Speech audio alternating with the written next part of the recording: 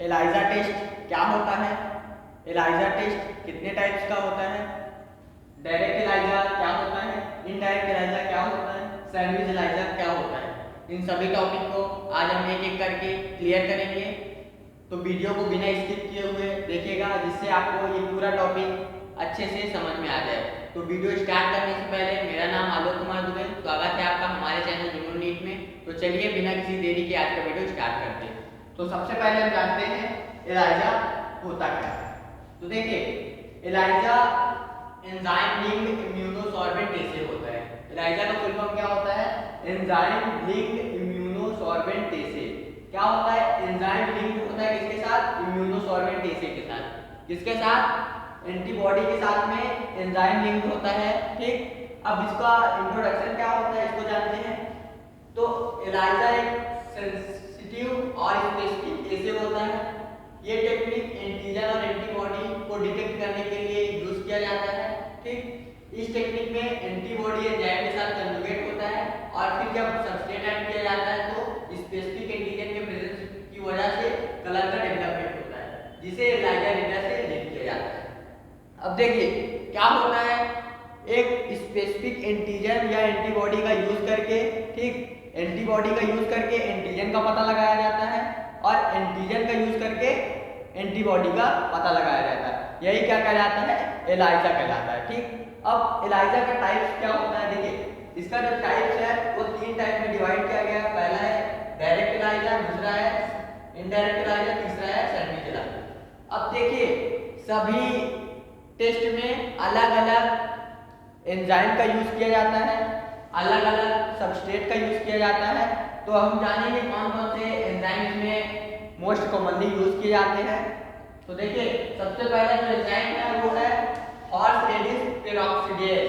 क्या है, horse reddish पेरोक्सिडेज। ठीक, ये फर्स्ट है जो कि कॉमनली यूज किया जाने वाला एंजाइम होता है। दूसरा है एल्कलाइन फॉस्फेट। क्या है, दूसरा है एल्कलाइन फॉस्फेट, ये भी कॉमनली यूज ही किया जाता है। और सबस्ट्रेट की बात करें तो सबस्ट्रेट में ऑर्थोफिनाइल डाइहाइड्रोक्लोराइड का यूज किया जाता है। ठीक, और पायरा नाइट्रोफिनाइल फॉस्फेट का यूज किया जाता है जो कि सबस्ट्रेट होते हैं। ठीक, अब सबसे पहले हम जानेंगे कि डायरेक्ट एलाइजा क्या होता है, देन उसके बाद जानेंगे इनडायरेक्ट एलाइजा क्या होता है, इसके बाद जानेंगे सैंडविच एलाइजा क्या होता है। ठीक, तो अगर आपको एलाइजा समझ आ गया हो तो हम स्टार्ट करते हैं डायरेक्ट एलाइजा। ठीक, तो सबसे पहले हम जानेंगे डायरेक्ट एलाइजा होता क्या है, देन उसके बाद इसका प्रोसीजर जानेंगे। तो देखिए डायरेक्ट एलाइजा जो होता है, डायरेक्ट एलाइजा टेस्ट में डायरेक्ट एंटीबॉडी का यूज करके एंटीजन का पता लगाया जाता है। देखिए डायरेक्ट एलाइजा में डायरेक्ट एंटीबॉडी का यूज करेंगे, इसका यूज करेंगे डायरेक्ट एंटीबॉडी का यूज करके इसका पता लगाएंगे, एंटीजन का पता लगाएंगे। ठीक, तो उसी को बोलते हैं डायरेक्ट एलाइजा। अब इसका प्रोसीजर जानते हैं, इसको कैसे परफॉर्म करते हैं। तो देखिए सबसे पहले लेते हैं माइक्रोटाइटर प्लेट। क्या लेते हैं, माइक्रोटाइटर प्लेट। माइक्रोटाइटर प्लेट कैसे होती है, देखिए ये ऐसे होता है। ठीक, इसमें व्हील्स बने होते हैं ऐसे। मेनली एक प्लेट में 96 व्हील्स होती हैं। ठीक, इसी को बोला जाता है माइक्रोटाइटर प्लेट। और ऐड पेशेंट सीरम। क्या ऐड करते हैं, उसमें पेशेंट का सीरम ऐड करते हैं। ठीक, ऐड करने के बाद क्या करते हैं, इंक्यूबेट 1 से 2 hour room temperature. Room temperature में 1 से 2 घंटे के लिए इंक्यूबेट करते हैं। Then wash with phosphate buffer saline. Wash किससे करते हैं, वॉश करते हैं फॉस्फेट बफर स्लाइन का यूज करते हैं वॉश करने के लिए। ठीक है, ये 2 से 3 बार इसका यूज करते हैं, यानी वॉश करने के लिए फॉस्फेट बफर स्लाइन का यूज करते हैं। देन उसके बाद क्या करते हैं, add secondary antibody. Secondary antibody और एंजाइम कॉन्जुगेट इसको ऐड करते हैं एक माइक्रोटाइटर प्लेट में। इसके बाद फिर वही प्रोसेस करते हैं, इंक्यूबेट 1 से 2 आवर रूम टेम्परेचर में। ठीक, इसके बाद वॉश करते हैं किससे, फॉस्फेट बफर स्लाइन। किससे वॉश करते हैं, फॉस्फेट बफर स्लाइन से। कितने टाइम, 2 से 3 टाइम। ठीक, इसके बाद फिर सबस्ट्रेट को ऐड करते हैं। इसको ऐड करते हैं, सबस्ट्रेट को ऐड करते हैं जो फिर कलर प्रोवाइड करता है। क्या करता है, कलर प्रोवाइड करता है। देखिए ऐड सबस्ट्रेट फिर से करते हैं, इंक्यूबेट करेंगे लेकिन वॉश नहीं करेंगे। इंक्यूबेट करेंगे लेकिन वॉश नहीं करेंगे। वॉश क्यों नहीं करेंगे? अगर वॉश कर देंगे तो इसका जो कलर डेवलपमेंट हुआ है कलर भी धुल जाएगा। क्या होगा?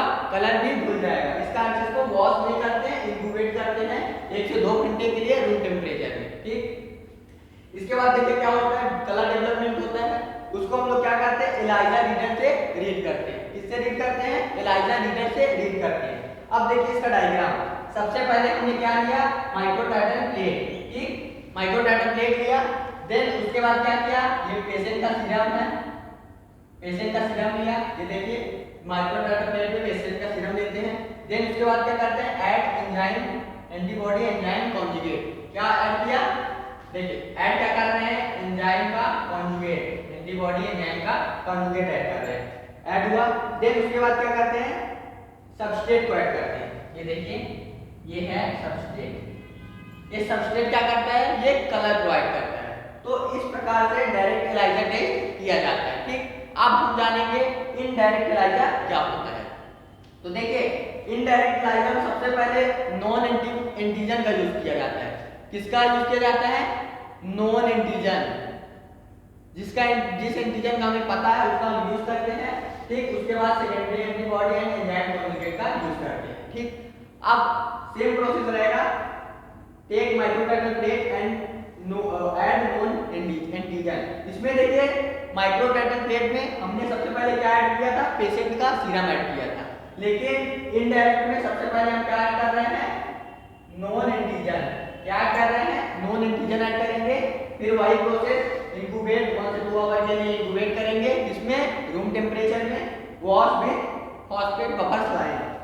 इससे फॉस्फेट बफर स्लाइन कितने टाइम? 2 से 3 बार, 2 से 3 बार वॉश करते हैं।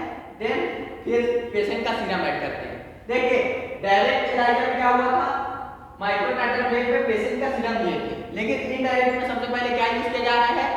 इनडायरेक्ट में सबसे पहले नॉन एंटीजन का यूज किया जा रहा है। देन उसके बाद पेशेंट का सीरम का यूज किया जा रहा है। ठीक, इसके बाद फिर वही प्रोसेस इंक्यूबेट 1 से 2 आवर रूम टेम्परेचर में इंक्यूबेट करेंगे। ठीक, इसके बाद wash with phosphate buffer saline. Phosphate buffer saline से 2 से 3 बार क्या करेंगे? वॉश करेंगे। इसके बाद फिर वही process add secondary antigen and antibody enzyme conjugate. Enzyme का कॉन्जुगेट ऐड करते हैं। फिर इंक्यूबेट करते हैं 1 से 2 आवर के लिए, वॉश करते हैं फॉस्फेट बफर स्लाइन से। और वॉश करने के बाद ऐड करते हैं क्या? सबस्ट्रेट का ऐड करते हैं। सबस्ट्रेट ऐड करने के बाद वॉश नहीं करते हैं, इंक्यूबेट करते हैं। ठीक, इंक्यूबेट करेंगे तो क्या होगा? कलर डेवलपमेंट होगा। क्या होगा? कलर का डेवलपमेंट होगा। देखिए कलर डेवलपमेंट हुआ, कलर डेवलपमेंट हुआ तो उसको हम क्या करेंगे? एलाइजा रीडर से रीड करेंगे। अब देखिए डायग्राम। देखिए डायग्राम में सबसे पहले आपको माइक्रोटाइटल प्लेट दिख रहा होगा, उसमें नॉन एंटीजन, इसके बाद पेशेंट का सीरम, पेशेंट का सीरम ऐड करने के बाद एंजाइम का कॉन्जुगेट ऐड कर रहे हैं। देन उसके बाद सबस्ट्रेट ऐड कर रहे हैं। डायरेक्ट और इनडायरेक्ट में आपको कुछ डिफरेंट दिखा होगा कि डायरेक्ट में डायरेक्ट एंटीबॉडी का यूज करके एंटीजन का पता लगाया जाता है, लेकिन इनडायरेक्ट में सबसे पहले नॉन एंटीजन का यूज किया जाता है। किसका यूज किया जाता है? नॉन एंटीजन का यूज किया जाता है। ठीक, अब देखेंगे सैंडविच एलाइजा क्या होता है। तो देखिए इस टेस्ट में पहले पेशेंट का सीरम लेते हैं। क्या करते हैं? देखिए इसमें भी सबसे पहले पेशेंट का सीरम दिया गया था डायरेक्ट एलाइजा। अब सैंडविच एलाइजा में भी सबसे पहले पेशेंट का सीरम लेते हैं, फिर नॉन एंटीजन लेते हैं, फिर एंजाइम कॉन्जुगेट लेते हैं। अब देखिए इसमें सबसे पहले पेशेंट का सीरम लेंगे, देन उसके बाद क्या करेंगे? नॉन एंटीजन लेंगे। नॉन एंटीजन लेने के बाद एंजाइम का कॉन्जुगेट लेंगे। क्या करेंगे? एंजाइम का कॉन्जुगेट लेंगे। इसमें सबसे पहले पेशेंट का सीरम लिए थे, इसमें सबसे पहले नॉन एंटीजन लिए थे, इसमें भी पेशेंट का सीरम लेंगे, लेकिन इसके बाद एंटीजन लेंगे, नॉन एंटीजन लेंगे। ठीक, take microtitre plate and add patient serum. सबसे पहले पेशेंट का सीरम लिया, इंक्यूबेट किया कितने घंटे के लिए? 1 से 2 घंटे के लिए रूम टेम्परेचर। वॉश किससे करते हैं? फॉस्फेट बफर स्लाइन से 2 से 3 बार। ठीक, इसके बाद क्या करते हैं? Add known antigen. Non antigen को ऐड करते हैं, फिर इंक्यूबेट करते हैं 1 से 2 घंटे के लिए रूम टेम्परेचर में, फिर वॉश करते हैं इससे फॉस्फेट बफर स्लाइन से कितने टाइम के लिए? 2 से 3 बार। इसके बाद add secondary antibody and enzyme conjugate. इसके बाद एंजाइम का कॉन्जुगेट ऐड करते हैं, वही प्रोसेस करते हैं, इंक्यूबेट करते हैं, 1 से 2 घंटे के लिए रूम टेम्परेचर में वॉश करते हैं इससे फॉस्फेट वेपर्स लाइन से। फिर ऐड सब्सट्रेट ऐड करने के बाद इंक्यूबेट करेंगे जिससे कलर डेवलपमेंट होगा, लेकिन वॉश नहीं करेंगे, वॉश कर देंगे तो उसका कलर जो है वो वॉश हो जाएगा। ठीक, इसके बाद उसको क्या करेंगे, एलाइजा रिजल्ट से रीड करेंगे। अब इसका डायग्राम देखिए, इसको सैंडविच एलाइजा क्यों बोला जाता है, क्योंकि इसका जो शेप है वो सैंडविच की जैसे हो जाता है। देखिए सबसे पहले माइक्रोटाइटर प्लेट लिया, इसके बाद पेशेंट का सीरम लिया, फिर नॉन एंटीजन लिया, फिर एंजाइम कॉन्जुगेट लिया, ये सबस्ट्रेट है, फिर सबस्ट्रेट लेते हैं। क्या दिख रहा है ना आपको, सैंडविच की जैसा, इसी कारण इसको सैंडविच एलाइजा बोला जाता है। तो अगर आपको यह वीडियो समझ में आई हो, एलाइजा टेस्ट क्या होता है, इसमें direct ELISA, indirect ELISA, sandwich ELISA तीनों अगर आपको समझ आया हो तो वीडियो को लाइक कर दें, चैनल पे नए हैं तो चैनल को सब्सक्राइब कर दें, क्योंकि हम डेली आपके लिए ऐसे ही मेडिकल से रिलेटेड वीडियो प्रोवाइड करते रहेंगे। आज के लिए थैंक यू।